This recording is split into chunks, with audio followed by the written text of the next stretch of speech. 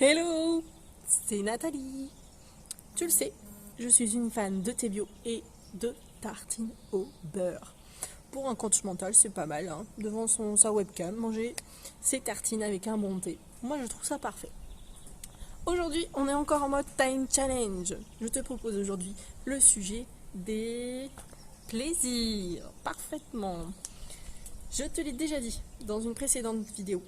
Les émotions sont nos gardes du corps. Sans émotion, on ne pourrait pas tenir 10 minutes en vie.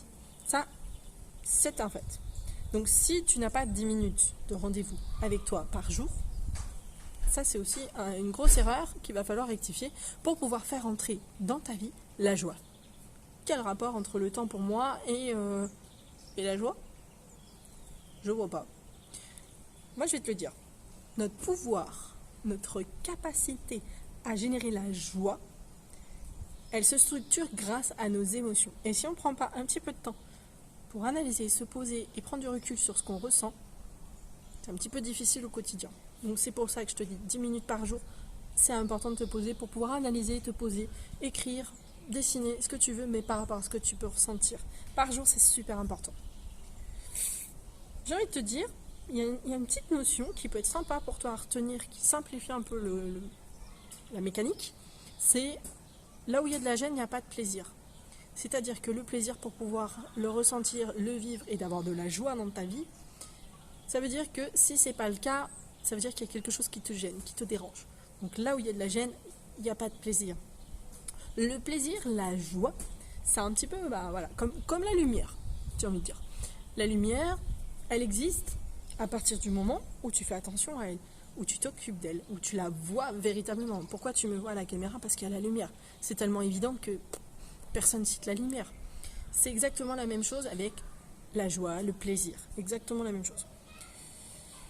Ton instinct de survie, si tu me suis déjà depuis un moment, tu sais qu'il est extrêmement puissant.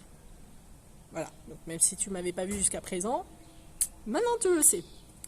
Le problème émotionnel, du coup, vu que notre instinct de survie est puissant, c'est pas la joie en fait.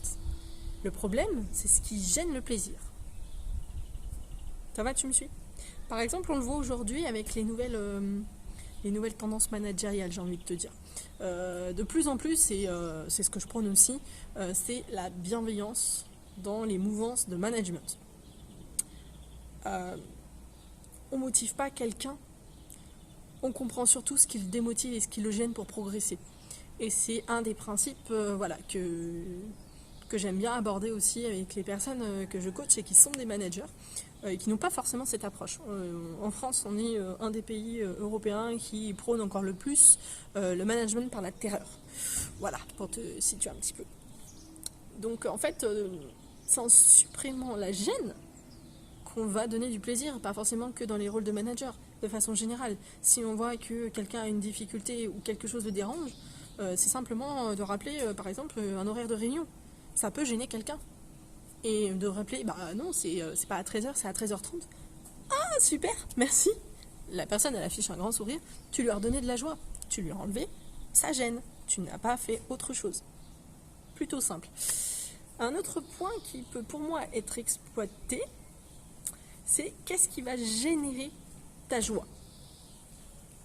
Ce qui génère la joie, pour moi, c'est l'absence de contraintes, l'absence de fardeau sur les épaules, les pensées qui encombrent la charge mentale. Comment on arrive à s'en débarrasser?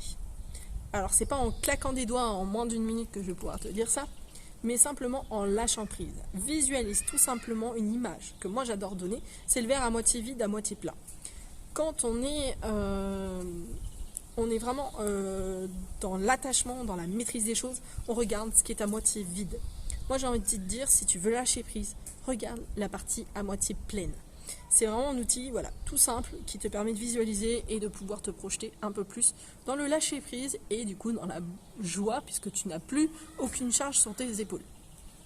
Pour finir, j'ai un tout petit défi pour toi. Donc je n'arriverai pas à tenir les 5 minutes encore une fois, mais tant pis. J'ai envie que tu te mettes une note honnête sur 20 pour me dire quel est ton niveau d'élan, d'envie, de joie, que tu ressens là, vraiment là, avec moi, maintenant, tout de suite. On a tous une histoire, on a tous des raisons d'avoir de la joie. Cherche-la et prends 10 minutes pour réfléchir voilà, à cette source de joie et au final, comment tarir les petites gênes qui ne te permettent pas voilà, de rejoindre le 20 sur 20. C'est tout à fait ok d'être à 0 sur 20. C'est ok d'être à 10 sur 20. Il n'y a aucune contrainte. Mais ça veut dire que tu as une gêne quelque part. Et qu'est-ce que tu peux faire pour gommer une gêne et faire en sorte que tu te sentes beaucoup mieux? Je suis curieuse de voir ça dans les commentaires. Si tu as testé et que tu te juges, je ne cherche pas à savoir ta note, mais je cherche plutôt à savoir qu'est-ce que tu as levé comme loup pour pouvoir être moins gêné dans ta vie. Si tu as aimé cette vidéo, n'hésite pas à la liker, ça me fera super plaisir. Abonne-toi à ma chaîne pour suivre le reste du Time Challenge. Et moi, je te dis à très vite dans une prochaine vidéo. En attendant, sois sage. Ciao, ciao.